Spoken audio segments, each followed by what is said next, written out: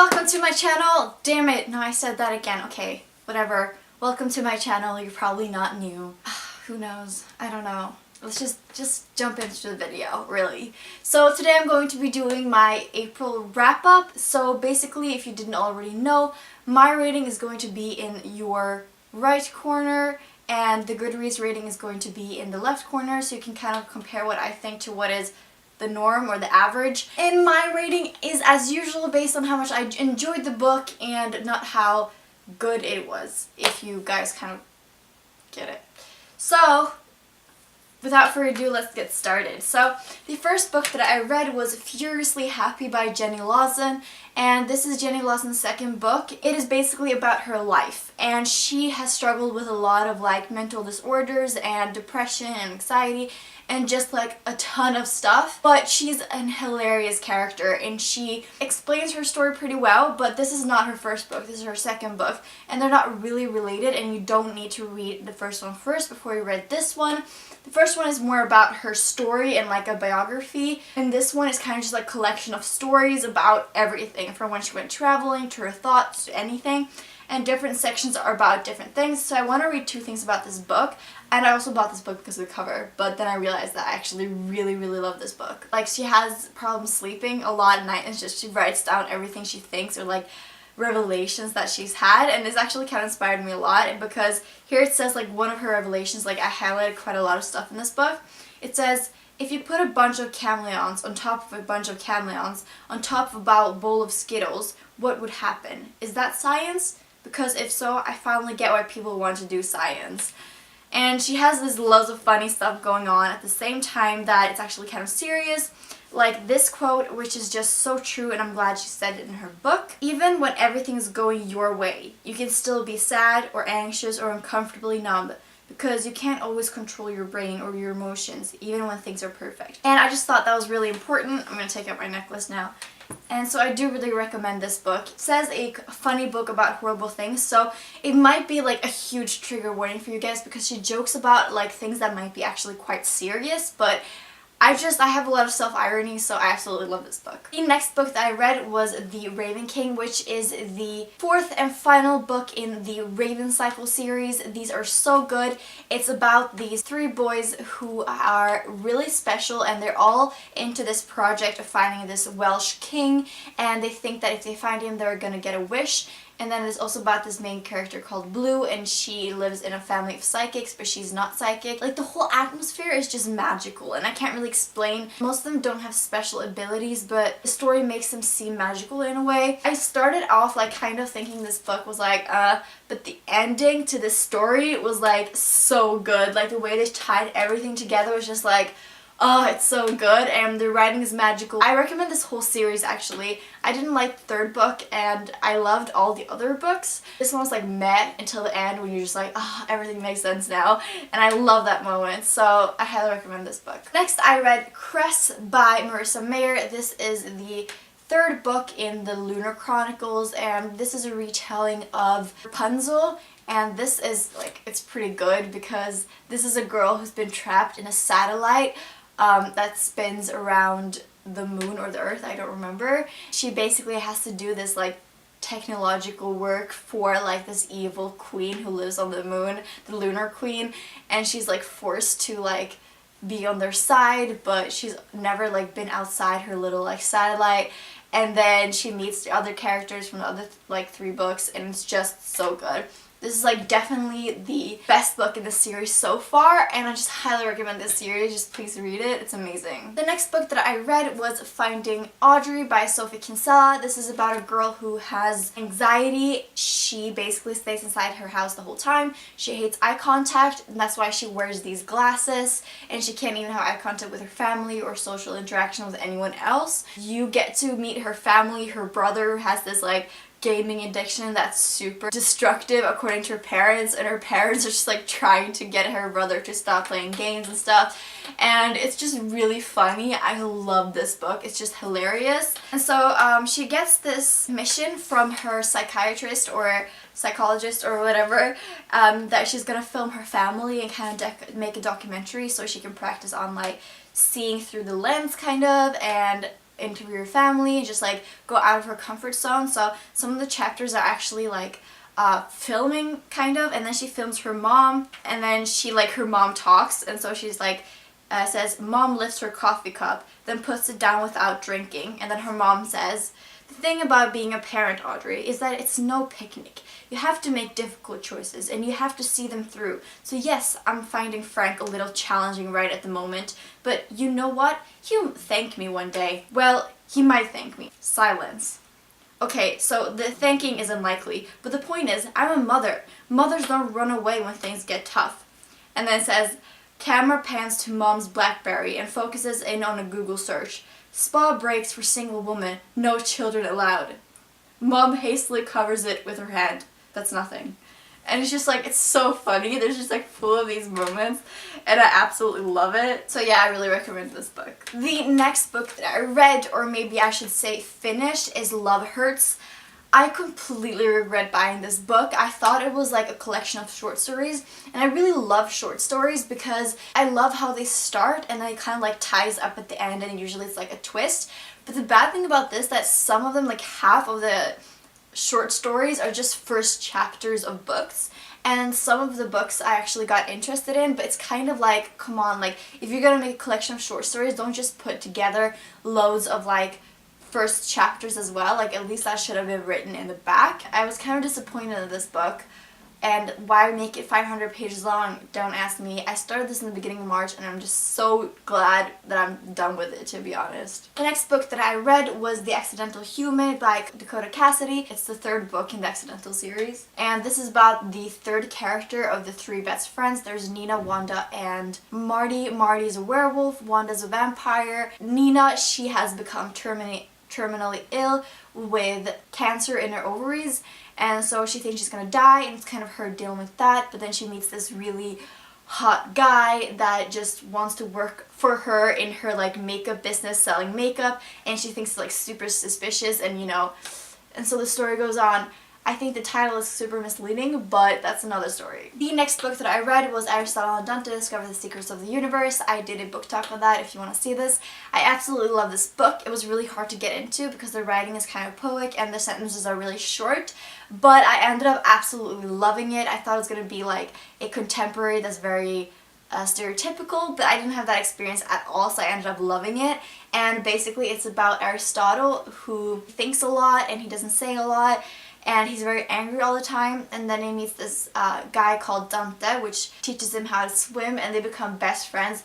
And Dante is very artistic. He has lovely parents who are very loving and very like open about it, like they kiss each other on the cheek and stuff, and Ari is not used to this. What I love about this book is that I saw myself in both the characters. Yeah, I just absolutely love this book and I highly recommend it. The next book that I read was The Rose and the Dagger by Renee Ahdieh. This was the second book and the final book in the duology, The Wrath and the Dawn. The first book and this one as well, I guess. So actually, I just have to tell you guys, I'm sorry I'm like interrupting this video. This video is a mess. Someone just rang my doorbell and a package arrived at my door, and this is Maybe One Day by Melissa Cantor. So Ellie Carey has recommended this book to me and it's finally here. I hope you're watching this, and here's the proof that I just got this book right now while I was filming this video. So I'm gonna start reading this today, and I really hope you watch this video because yeah, that's fun. I am so excited to read this book, and thank you so much for recommending it to me. Okay, back to this book. The first book in this series is basically about this boy king who kills a new wife every dawn and marries another one at night, and he does that every single day. The main character, Shazi, her best friend was one of the people that the boy king killed, so she goes back for revenge, but she ends up basically falling in love with him, but there's something wrong about everything that's going on, and she figures it out. But this book is the second book. There's a lot of stuff that's wrong with this book, and I was a little bit disappointed, to be honest. It was a good book and I did enjoy it, but there's like this element of magic in it that's like, I wanted more of it. Like, if you're gonna have magic in a book like this, just please give me more. I just want more magic. There's a lot of perspectives in this book, and the perspective of her sister, I didn't like it at all. She was just such a boring character, and I liked her story, but I wish kind of it was told from Shazi's perspective instead of Yrsa, and so that was kind of let down. But the environment was pretty cool in this. I did like the intrigues and stuff going on, and definitely the conclusion was good. So I do recommend the series as a whole. You don't really need to read the second book, to be honest, but the first one was amazing. The next book that I read was Strange the Dreamer by Laini Taylor. Whew, like my heart is beating just like saying the name. So this book is probably one of the best fantasy books I've ever read. Like almost one of the best books I've ever read. Like I love this book. I cannot explain how much I love this book. So the first 40-50 pages were such a drag. Like it was not boring, but it was kind of slow, nothing happened. It was very much like background, but it was just so good. Holy shit.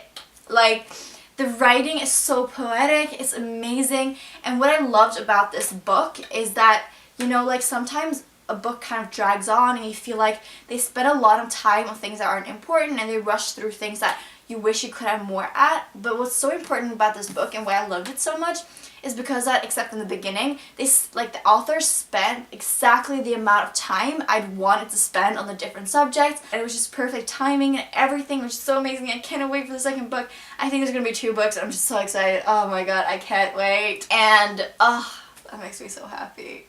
And so basically this is about an orphan boy. His name is Strange, Laszlo Strange, and he is the dreamer. They call him Strange the Dreamer, and he has been grown up with monks, and they're really, really strict, and they beat him and stuff, and he's basically started working as this librarian, and librarians are basically the bottom of society, but he's read every single book in the library and knows so many stories, and he becomes obsessed with a city called Weep. Weep is not the name of the city. It is like the forgotten name, so someone has cursed the name. So every time they try to remember the city's name, they remember the name Weep instead. And so when he was trying to say the name, but he said Weep instead, he knew it was magic and he knew the city was magic. And so he's been obsessed with the city and he wants to find it. And something happens and he is able to. And then there's another perspective in this book. And I don't want to tell you anything about this perspective because it's a surprise and you don't get see this character until like 120 pages in. But the character is an amazing character and I love this book. Just read it. Oh my god, it's so good. I love it. And the last book that I read this month was The Great Gatsby by F. Scott Fitzgerald. So this book has a 55-word introduction. I read like 5 pages of it and I'm like, I don't understand anything it's saying. It doesn't make any sense to me. And so I skipped it, and I feel like a bad reader and a false reader, and I probably shouldn't have done that. But I thought that maybe I'd read it afterwards if I felt like it, but I didn't really feel like it was necessary. This book is only 170 pages long, and I actually saw the movie first, and I saw it a couple of years ago, and so I think that was good because I get kind of like a picture of what the atmosphere is like, and I really, really enjoyed that. That I could know kind of like I had a visual of it and visual of the characters, and I think that really helped. But I don't remember the story, and that's the great part about it. And the story is also really good, but the writing in this is like, it's so good. Like I just want to highlight everything because it's just so good. I did highlight quite a bit because the writing is beautiful and it was such a different story, and I just love reading classics every now and then. And the writing wasn't really difficult to understand either, so if you're not really into classics but you want something that's different, I really recommend this book. It's about this guy who moves into Long Island outside of New York, and next door he has this neighbor called Great Gatsby, and he has these parties every night, and basically the book is about him. I like that the book is about like Gatsby, but from another person's point of view. So yeah, I really recommend this book. The last book that I read, I actually finished this the 1st of May, but the reason I'm including this, it was like I only read 10 pages 1st of May, and it was like I'm basically done with it. But the reason I am including it is because I don't want to review this at the end of the month. I just want to be done with this book right now. This book had an amazing concept. It's basically about this guy called Joey Harker, and he suddenly discovers he can like walk through different versions of the world, and so basically every big decision that was ever made created an alternate universe, and in each universe that exists there's a version of Joey Harker, and every Joey Harker in every dimension of Earth is a walker, and a walker means you can walk between dimensions. Then there's these characters called Hex and Binary, and the Hex are like when the dimensions has evolved into magic realms, and the Binary are the ones that when the dimensions have evolved into like a technological world, and they both want to conquer worlds that are kind of in the middle of the spectrum of magic and binary, like the earth kind of we live in right now. And basically these walkers, Joey Walker, they power the ships that these two binary and the Hex are able to fly through, and that's what it's about. It's kind of a childish read. What I didn't like about this book was that it was very emotionless. Like, there's characters that die in this book and I didn't feel anything. And I think this is because it feels like it's a book, if you're like 12 years old and you're a boy, then maybe you would have liked this book, but I just didn't really like it. Guys, I actually forgot a book. So I read this book as well. Neil Gaiman wrote this book by Coraline. So I have a Norwegian version of this book that looks like this, and my dad gave it to me and I really wanted to read it, but I just didn't want to read it in Norwegian. And the illustrations in this one are like super scary, but like I absolutely love them. They're really cool. And this is like the 10-year anniversary edition, and I love the illustrations in this one as well. They're super cool. I had this idea that I would like fill them out. Like, look at that. They're so beautiful. So if you don't know the story, like, I absolutely love this movie as well. It's just really good. I don't know. This is also like a kid's book kind of, but it's kind of scary as well. It's basically about Coraline who moves into this big house, and she discovers like this door in the wall that's locked, and she finds the key and she goes through it and she comes into this alternate dimension of her own house, except everything is more fun there, everything's better, she can have everything she wants to eat. And the reason why this is so appealing is because her parents work a lot and they're kind of boring, and they won't let her like buy this boots or these clothes, or she's just so bored all the time. But in this alternate dimension, like, her parents and everything have buttons as eyes, and they try to like capture her in that world. And it is a really good book, and I really did enjoy it, but it is very kids written. It's not even, I don't know if it's middle grade even, because it's just like, if you see, the writing is really, really big. Like, I love this book and I loved reading it, but I wish I'd read it maybe like 4 years ago. Those are all the books that I read in the month of April. So, plus Interworld. So I hope you guys enjoyed this. I know it was a little bit of a longer video, but I just felt like talking about the books today, to be honest. So I hope you guys enjoyed it anyways. I will see you guys soon. Also, you can give me book recommendations. Truly do, because I will read it. Okay, so bye.